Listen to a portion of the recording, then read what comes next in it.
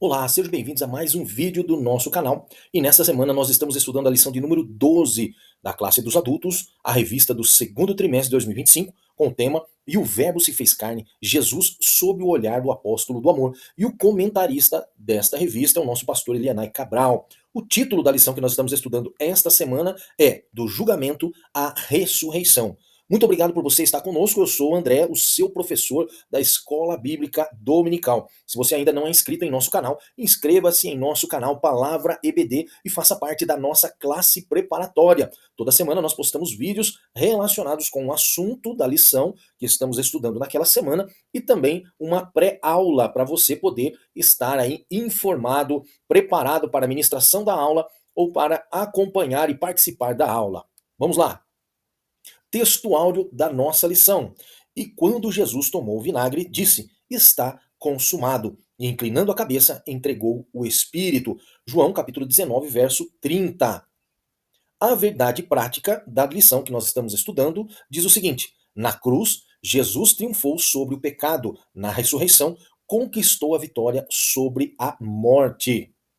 A leitura bíblica em classe será feita no Evangelho de João, capítulo 19, o verso 17 e 18, depois do verso 28 a 30, depois o capítulo 20 do mesmo Evangelho, do verso 6 até o verso de número 10. Como nós sempre lembramos, é importante que você faça a leitura de todos os capítulos, ou seja, faça a leitura do capítulo 18, capítulo 19, capítulo 20, para você ter mais interação com o assunto proposto na lição. Leia em mais de uma tradução, separe as palavras de maior complexidade para você poder buscar o significado e assim você estará inteirado, engajado com a lição. A introdução da lição diz o seguinte: nesta lição iremos abordar a prisão, a condenação, a crucificação, a morte, o sepultamento e a ressurreição de Jesus. Estes eventos demonstram o cumprimento da missão do nosso Salvador. Toda essa missão pode ser resumida na frase: está consumado. A obra de Cristo no Calvário e a sua ressurreição constituem a base da esperança cristã. Os objetivos da lição são três objetivos. O primeiro diz descrever o contexto da prisão e condenação de Jesus. Então nós vamos comentar a respeito do contexto da prisão e condenação de Jesus. O segundo objetivo desta lição é explicar o significado teológico da crucificação, morte e sepultamento de Jesus. E o terceiro objetivo proposto pela lição é incentivar os alunos a celebrarem a ressurreição de Cristo como uma vitória sobre o pecado e a morte. Primeiro ponto da nossa lição: a prisão e a condenação de Jesus. Então nós vamos comentar a respeito da prisão e a condenação de Jesus. Como foi esta prisão e como foi esta condenação? O primeiro assunto diz a prisão. Jesus atravessou o ribeiro de Sidrom e fez uma paragem no jardim do Getsêmani. Era uma madrugada de angústia. O ambiente neste local parecia carregado de tristeza e angústia. Então, naquela madrugada, aquele local em que Jesus sempre se reuniu com os seus discípulos, naquele dia, exatamente naquele dia, o ambiente era um ambiente sombrio, um ambiente de tristeza, de angústia. Olha só, os motivos da prisão de Jesus. Primeiro motivo é o cumprimento das Escrituras. Olha o que diz Zacarias, capítulo 13, verso 7. Ó espada, desperta-te contra o meu pastor e contra o homem que é o meu companheiro, diz o Senhor dos Exércitos.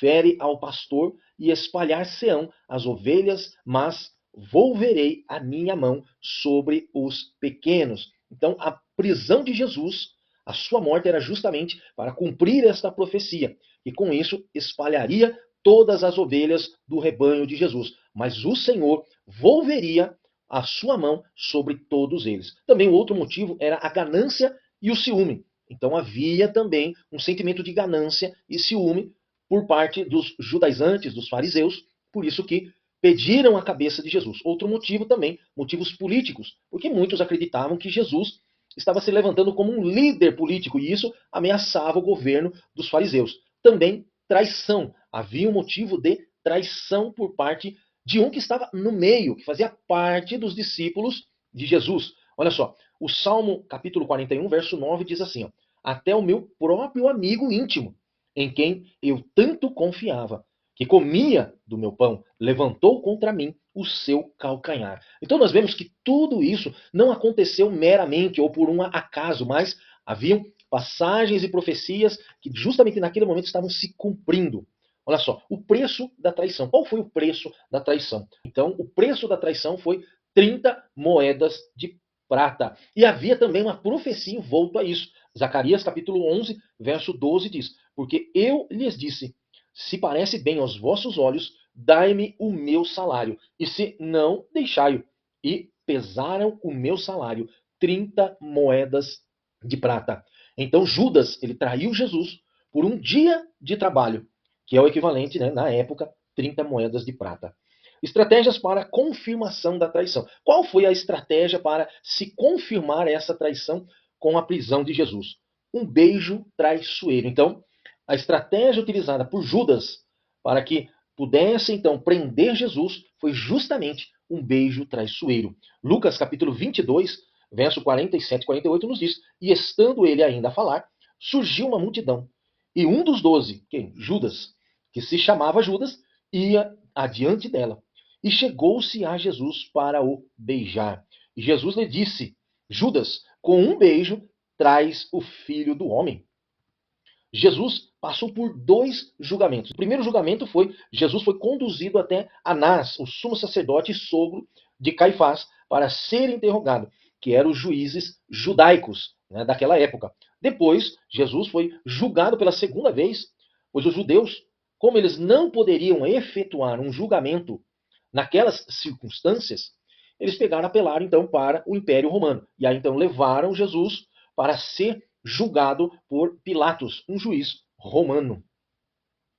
Segundo assunto, o interrogatório. Então agora nós vamos comentar como foi esse interrogatório após a prisão de Jesus.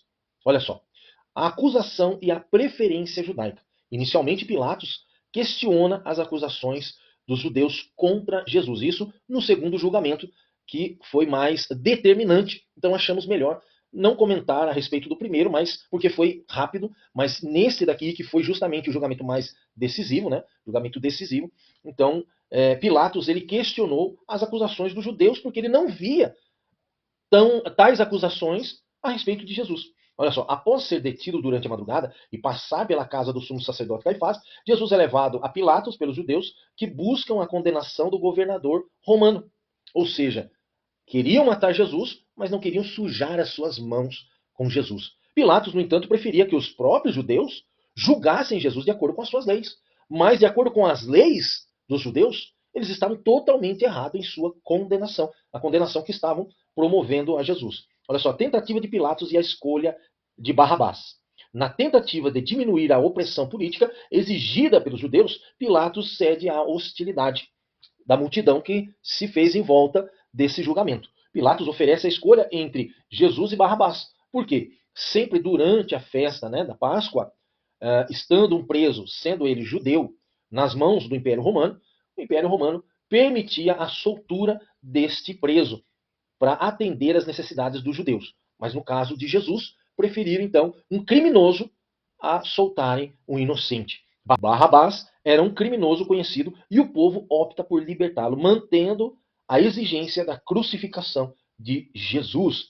A intensa hostilidade religiosa. A decisão de libertar Barrabás em vez de Jesus demonstra o intenso ódio religioso do povo, mas não era geral, precisa entender isso. Não era geral, mas sim apenas uma comitiva que apoiava os erros e os julgamentos errados dos fariseus. Essa hostilidade era tão profunda que eles se recusavam a considerar qualquer alternativa que pudesse impedir a condenação de Jesus. Mas era um cumprimento da palavra de Deus. Olha só, vejamos Isaías, capítulo 53, verso 3.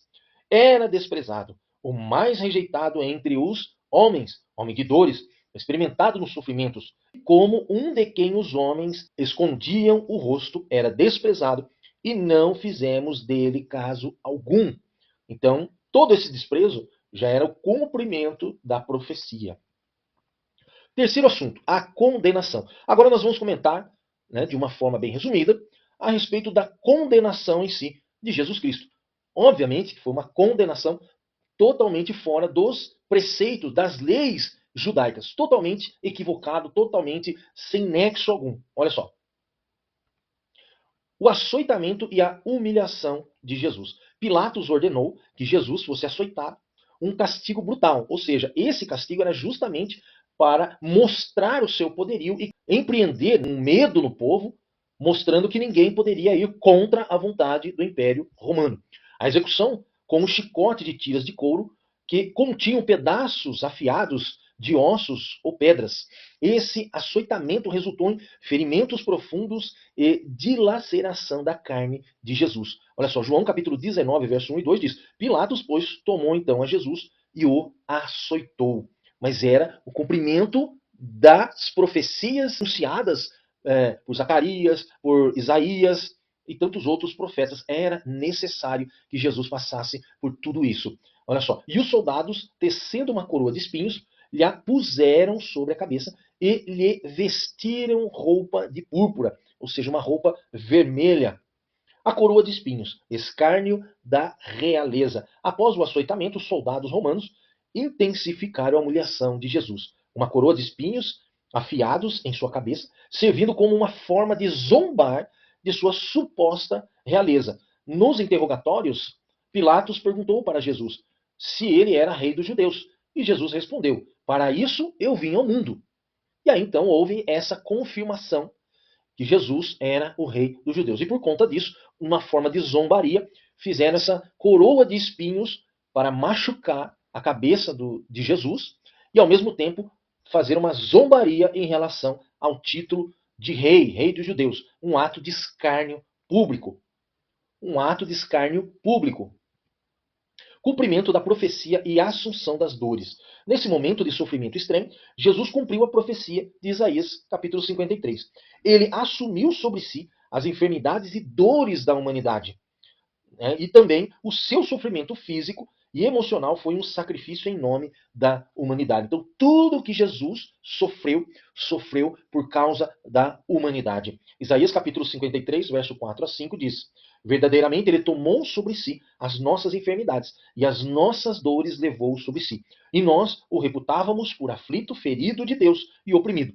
Mas ele foi ferido por causa das nossas transgressões e moído por causa das nossas iniquidades. O castigo que nos traz a paz hoje estava sobre ele, e pelas suas pisaduras fomos sarados. Amém. Segundo ponto da nossa lição: crucificação, morte e sepultamento de Jesus. Então nós vamos comentar agora sobre a crucificação, morte e sepultamento de Jesus. O primeiro assunto diz: o caminho do Calvário. Olha só. A condenação e o caminho ao Gólgota. Mesmo com os esforços de Pilatos para libertar Jesus, ele foi entregue para ser crucificado. Então, mesmo aquele imperador impiedoso, segundo os historiadores, dizem que Pilatos era um homem impiedoso, um homem que não tinha escrúpulos, vendo a situação de Jesus, ele teve por piedade lutar de alguma forma para que Jesus não fosse condenado, mas não estava nas mãos, nem muito menos no status ou influência desse homem, mas era algo que tinha que ser feito, era algo que tinha que acontecer. Após ser açoitado pelos soldados, Jesus carregou sua própria cruz até o Gólgota, lugar conhecido como lugar da caveira, devido ao formato do monte. Todos podiam testemunhar o sofrimento imposto pelos soldados romanos aos condenados. Então, daquele lugar, era um lugar elevado, esse lugar que se chamava Lugar da Caveira, era um lugar alto, onde todas as pessoas da cidade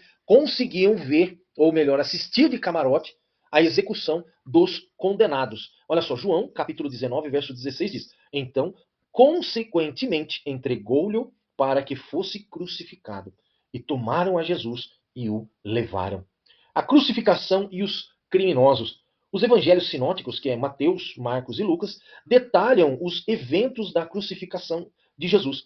Ele foi crucificado entre dois criminosos, um à sua esquerda e outro à direita. Lucas narra que um dos criminosos se arrependeu, mesmo naquele último instante, naquele momento de sofrimento, um homem se arrependeu, nos dando o exemplo que, mesmo nos últimos momentos de vida, sendo a pessoa mais terrível no mundo, ainda existe uma esperança de arrependimento. Olha só, enquanto o outro, né, já o outro criminoso, zombava de Jesus. No Evangelho de Lucas, capítulo 23, verso 40 a 43 diz: Respondendo, porém, o outro, repreendia-o, dizendo: Tu nem ainda temes a Deus, estando na mesma condenação? E nós, na verdade, com justiça, porque recebemos o que os nossos feitos mereciam. Mas este nenhum mal fez. E disse a Jesus: Senhor, lembra-te de mim quando vieres em teu reino. E disse-lhe Jesus: Em verdade te digo que hoje estarás comigo no paraíso. Cumprimento da profecia.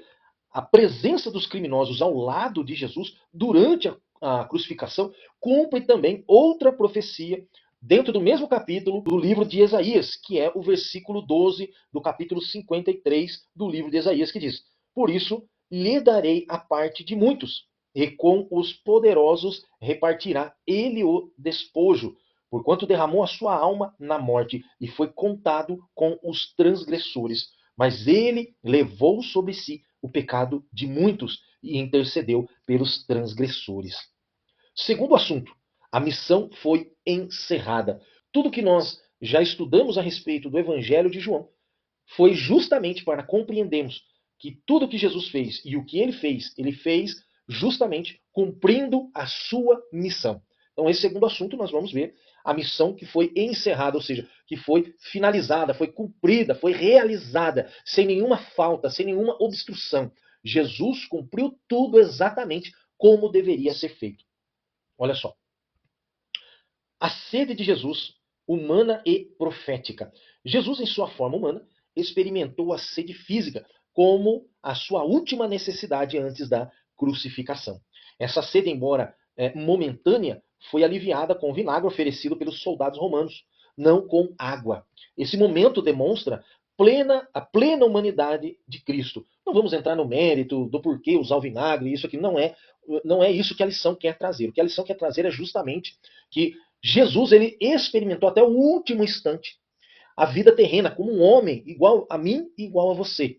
Então Jesus experimentou até o último instante. É isso que nós queremos mostrar para você. É isso que a lição traz, né? Mostrando que Deus se fez carne, habitou entre nós e até o último instante ele viveu como um homem. Poderia, ele tinha poder? Tinha, mas ele preferiu realizar a sua missão, cumprir a sua missão. O cumprimento da profecia e a consciência divina. Ao pedir água para saciar sua sede, Jesus estava ciente de que esse ato era o cumprimento das Escrituras. Ele tinha plena consciência de que sua missão como homem na terra estava prestes a ser concluída. Olha só, vejamos a dualidade de Jesus. Totalmente humano em suas necessidades, sentindo sede, sentindo dores, sentindo angústia, sentindo tristeza, e totalmente Deus em seu propósito ao plano de Deus, né? Mostrando que em nenhum momento ele se arrependeu ou quis retroceder, mas ele, como Deus, cumpriu os propósitos do Senhor. Olha só, está consumado. Esta foi a palavra, né? Para muitos fala, não, quando Jesus falou isso, foi porque efetivamente ele não conseguiu cumprir as promessas e cumprir a sua missão. Na verdade, ao contrário, quando ele disse está consumado, ele estava dizendo que tudo o que ele havia feito, ensinado, falado, culminou para aquele momento. Terminei e cumpri tudo aquilo que me foi solicitado, ordenado que fosse feito, né? A vitória da missão divina. Então, o está consumado é um grito de vitória, não de derrota, mas um grito de vitória. A frase está consumado não foi um grito de derrota, mas sim uma poderosa declaração de vitória. Ou seja, ele estava declarando para o mundo, ele estava declarando para a morte, ele estava declarando para os demônios, ele estava declarando para o diabo que ele havia conquistado a vitória. Jesus sabia que a sua obra na terra estava completa. A tarefa confiada a ele pelo Pai havia sido plenamente realizada. Satanás não poderia fazer mais nada para evitar. Essa afirmação final sela o sucesso do plano divino de redenção. Olha só, João capítulo 19, verso 30 diz assim: E quando Jesus tomou o vinagre, disse: Está consumado. E inclinando a cabeça, entregou o Espírito, cumprindo a profecia, o plano da salvação anunciado pelo próprio Deus, lá em Gênesis capítulo 3, versículo 15. Olha só. E porém inimizade entre ti e a mulher, e entre a tua semente e a sua semente. Esta te ferirá a cabeça, e tu lhe ferirás o calcanhar. Jesus pisou na cabeça da serpente quando ele disse: está consumado. Terceiro assunto, o sepultamento. Aqui nós vamos comentar a respeito de um homem que até então não se ouve falar dele, em nenhum momento se ouviu falar, e ele aparece. Né? E é desse jeito que Deus trabalha. Deus trabalha no mistério, Deus mostrando que ele é Deus, que ele é poderoso. Olha só, José de Arimateia, o discípulo oculto. Olha só, um homem que até então, até aquele exato momento, ninguém conhecia, ninguém sabia que ele era um discípulo do Senhor Jesus. Mas justamente naquele momento decisivo, e foi para aquele momento que Deus levantou esse discípulo, José de Arimateia. José de Arimateia era um admirador de Jesus e um discípulo discreto e reservado. Ele era membro do Sinédrio, o conselho judaico, e também uma pessoa abastada. Por medo dos judeus, ele mantinha distância dos outros discípulos, mas dentro dele havia a chama do evangelho, havia a chama do Espírito Santo. Marcos capítulo 15, verso 43, revela a respeito deste homem. Chegou José de Arimateia, conselheiro honrado, que também esperava o reino de Deus, e ousadamente foi a Pilatos e pediu o corpo de Jesus. Então, cada um dentro da obra do Senhor, mas Deus tem um trabalho certo para cada um dos seus discípulos. Superando o medo pela coragem. Então, nós vemos que esse homem, sendo um discípulo oculto, um discípulo que ninguém sabia, que ninguém conhecia. E ele mesmo, ele não se revelava ser um discípulo de Jesus por medo. Naquele momento, ele se levantou e um homem que tinha medo tomou uma coragem para justamente não deixar o corpo de Jesus ao léu. Olha só, apesar de seu temor inicial, José de Arimateia demonstrou grande coragem ao se aproximar de Pilatos e pedir permissão para sepultar o corpo de Jesus. Esse ato revelou sua devoção e superou seu medo interior. O local do sepultamento. A informação no texto indica que o túmulo onde Jesus foi sepultado estava próximo ao Monte do Calvário. João, capítulo 19, verso 38, 41 e 42 nos diz: depois disto, José de Arimateia, o que era discípulo de Jesus, mas oculto por medo dos judeus, rogou a Pilatos que lhe permitisse tirar o corpo de Jesus. E Pilatos lhe o permitiu. Então foi e tirou o corpo de Jesus. E havia um jardim naquele lugar onde fora crucificado. E no horto um sepulcro novo, em que ainda ninguém havia sido posto. Ali, pois, por causa da preparação dos judeus e por estar perto aquele sepulcro, puseram então a Jesus. Terceiro e último ponto da nossa lição. O título deste ponto nos diz a ressurreição de Jesus. Então nós vamos agora fazer um comentário a respeito da ressurreição de Jesus, que é justamente a base da nossa fé cristã. A ressurreição de Jesus é a base da nossa fé. Não digo da fé somente de uma denominação, mas de todos os cristãos na face da terra. A nossa base é a ressurreição de Jesus. Se Jesus não tivesse ressuscitado, não teríamos esperança e nós continuaríamos vivendo em pecado. Então, a ressurreição, além de todo o cumprimento da prisão, condenação, julgamento e morte de Jesus, além de tudo isso, a ressurreição era primordial. Porque sem a ressurreição não existe remissão de pecado.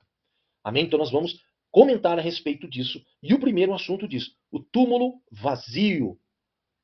O terremoto e o anjo. Na manhã de domingo, um terremoto marcou o sepulcro de Jesus.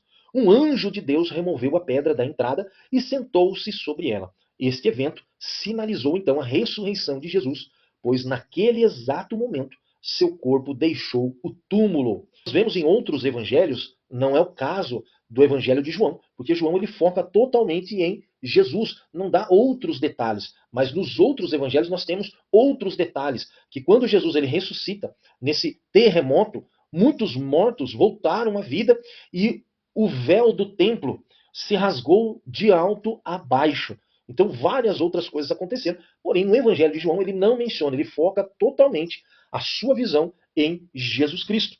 Olha só, Mateus capítulo 28, verso 2 já diz: e eis que houvera um grande terremoto, porque um anjo do Senhor descendo do céu chegou, removendo a pedra da porta e sentou-se sobre ela. O túmulo vazio prova da ressurreição.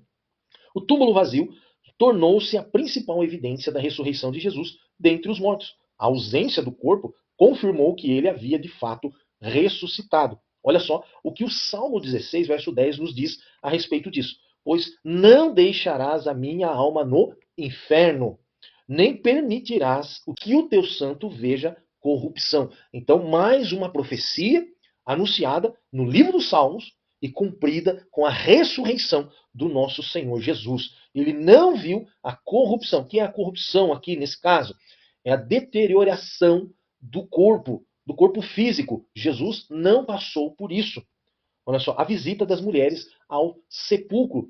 Quem foi os primeiros a chegarem ao sepulcro? Foram as mulheres. As mulheres sempre foram mais suscetíveis às palavras de Jesus.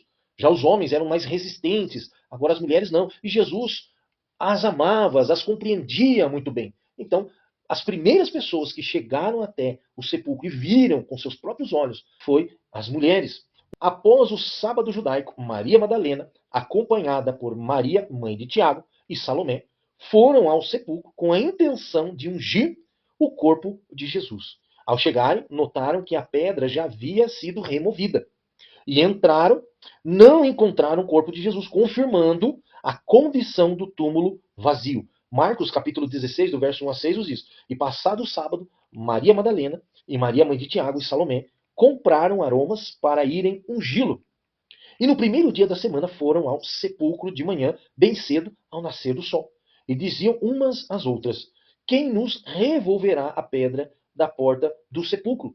Elas estavam tão pensativas em querer ungir o corpo de Jesus, porque puderam presenciar tudo o que ele passou, mas haviam esquecido que como elas poderiam remover a pedra que foi colocada no túmulo. Era uma pedra muito grande, muito pesada, mas nem elas podiam imaginar o que realmente de fato iria acontecer. E olhando o verso 4, viram que já a pedra estava revolvida e era ela muito grande. E entrando no sepulcro, viram um jovem assentado à direita, vestido de uma roupa comprida, branca, e ficaram espantadas. Ele, porém, disse-lhes: Não vos assusteis, buscai a Jesus Nazareno, que foi crucificado. Já ressuscitou, não está aqui. Eis aqui o lugar onde o puseram. Segundo assunto, a ressurreição como base da fé cristã. Então, precisava ter a ressurreição. Sem a ressurreição, a nossa fé não existiria. A nossa crença seria uma crença falha. Mas, por causa da ressurreição, nós temos a nossa base, a base da nossa fé em Jesus Cristo, por causa da ressurreição do nosso Senhor. Olha só, a fundação da fé na ressurreição. A fé cristã tem como pilar central a ressurreição de Jesus Cristo. O apóstolo Paulo, em sua carta aos Coríntios, enfatiza que, se Cristo não tivesse ressuscitado, tanto a mensagem do Evangelho quanto a própria fé dos crentes seriam vazias e sem propósito. Essa afirmação ressalta a importância inegável da ressurreição como o alicerce sobre o qual toda crença cristã é construída. Aqui é toda a crença cristã, não é uma denominação, mas todos os cristãos. Olha só o que diz 1 Coríntios, capítulo 15, verso 12 a 14. Ora, se prega que Cristo ressuscitou dentre os mortos, como dizem alguns dentre vós que não há ressurreição de mortos, e se não há ressurreição de mortos, também Cristo não ressuscitou. Verso 14. E se Cristo não ressuscitou, logo é vã a vossa pregação e também é vã a vossa fé. Evidências da ressurreição e palavras e testemunhos, né? Então, vamos ver agora as evidências. A crença na ressurreição de Jesus não se baseia apenas em um ato de fé cego, mas em duas categorias de evidências apresentadas no próprio texto. A primeira reside nas próprias palavras de Jesus, que previu e afirmou a necessidade de sua ressurreição dentre os mortos. Então, o próprio Jesus anunciou que ele teria que morrer e ressuscitar. Olha só, João capítulo 20, verso 9. Porque ainda não sabiam a Escritura, que era necessário que ressuscitasse dentre os mortos. Primeiro encontro e a grande notícia. Maria Madalena desempenhou um papel crucial nos eventos pós-ressurreição. Ao olhar para o túmulo vazio, ela não compreendeu a grandiosidade do que havia acontecido. Lembra que eu falei que elas estavam tão preocupadas em comprar as especiarias, as ervas aromáticas para limpar o corpo de Jesus? porque elas só tinham em sua mente apenas a imagem do Jesus crucificado, elas nem imaginavam, nem passava pela sua cabeça que Jesus já estava ressuscitado. Então, quando elas entram dentro do sepulcro, ainda ela tinha aquela imagem de Jesus crucificado, mas Jesus já havia sido ressuscitado. Olha só, no entanto, sua perspectiva mudou quando dois anjos lhe asseguraram que Jesus estava vivo. Maria foi a primeira pessoa a contemplar Jesus ressuscitado em sua forma gloriosa. Jesus a instruiu a levar a notícia da sua ressurreição aos discípulos, informando-os que ele estava vivo e que em breve também teriam a oportunidade de vê-lo. Então nós vemos aqui a importância da notícia que aquela mulher estava levando consigo para os discípulos, confirmando, comprovando a ressurreição de Jesus Cristo. Olha só, João capítulo 20, verso 11 a 19, olha o que ele vai narrar, vai nos mostrar. E Maria estava chorando fora, junto ao sepulcro. Estando ela, pois, chorando, abaixou-se para o sepulcro. Ela ainda tinha a imagem da crucificação. E viu dois anjos vestidos de branco, assentados onde jazera o corpo de Jesus, um à cabeceira e outro aos pés. E disseram-lhe eles: Mulher, por que choras? Ela lhes disse: Porque levaram o meu Senhor. E não sei onde o puseram. Ela não imaginava, não passava pela cabeça dela, porque ela estava traumatizada, só vinha na mente dela a imagem do seu Senhor crucificado. Ela esqueceu totalmente dessa hipótese de ressurreição, que ela imaginou que haviam roubado o corpo de Jesus.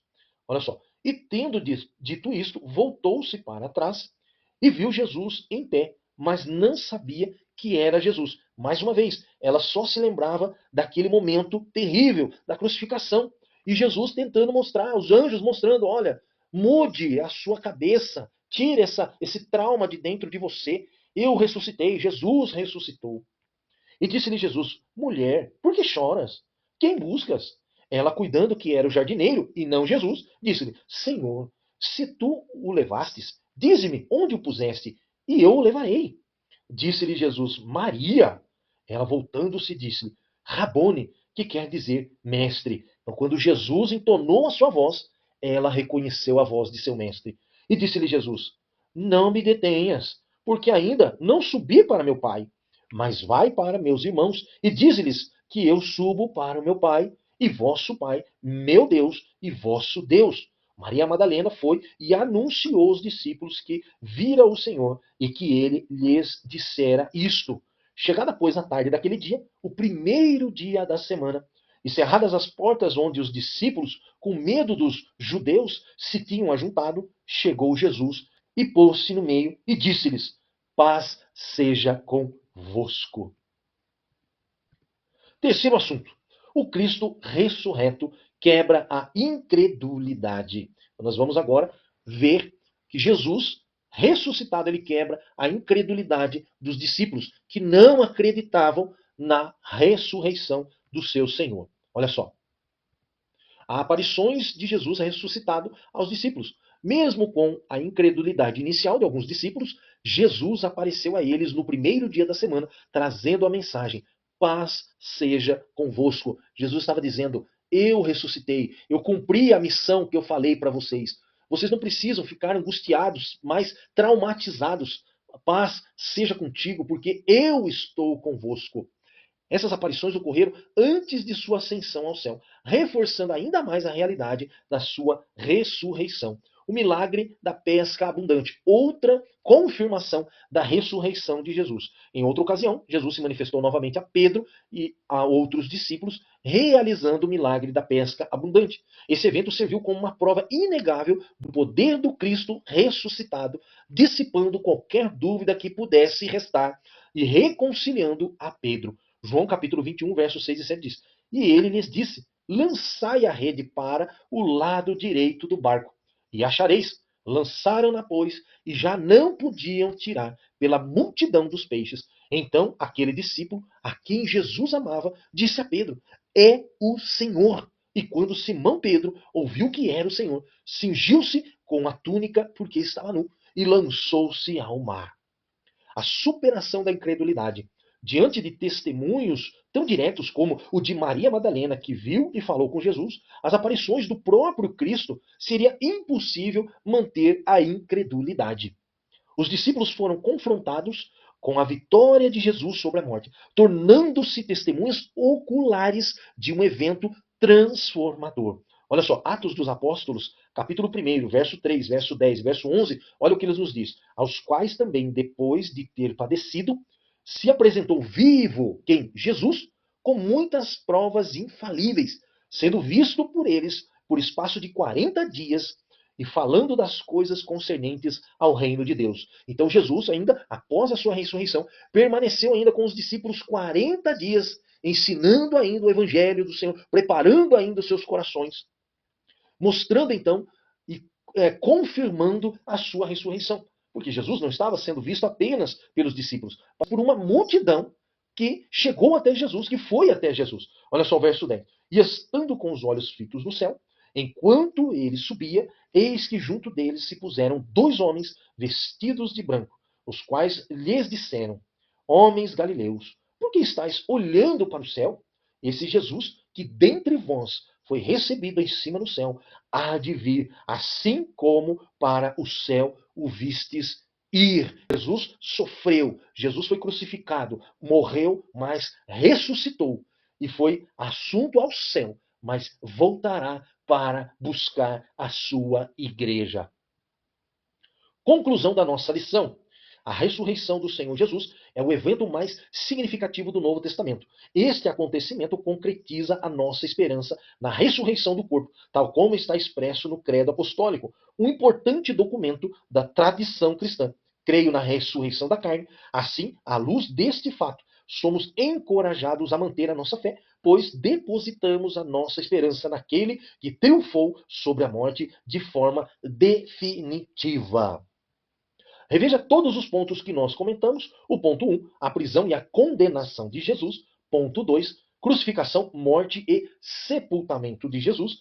E o terceiro ponto, a ressurreição de Jesus. Mais uma vez, quero pedir a você, se ainda não é inscrito em nosso canal, inscreva-se em nosso canal Palavra EBD e faça parte da nossa classe preparatória da Escola Bíblica Dominical. Esta aula é a penúltima aula. Na próxima semana estaremos então finalizando, encerrando esse trimestre com chave de ouro. Foi um trimestre maravilhoso, onde nós aprendemos grandes coisas a respeito do nosso Senhor Jesus, à luz do Evangelho de João. Foi estudos maravilhosos. Se você perdeu algum estudo, nós temos uma playlist com todas as lições para você rever, para você estudar, para você meditar. Participe, faça parte da nossa classe e que Deus te abençoe. E lembre-se, quem não senta para aprender, não está preparado para ensinar.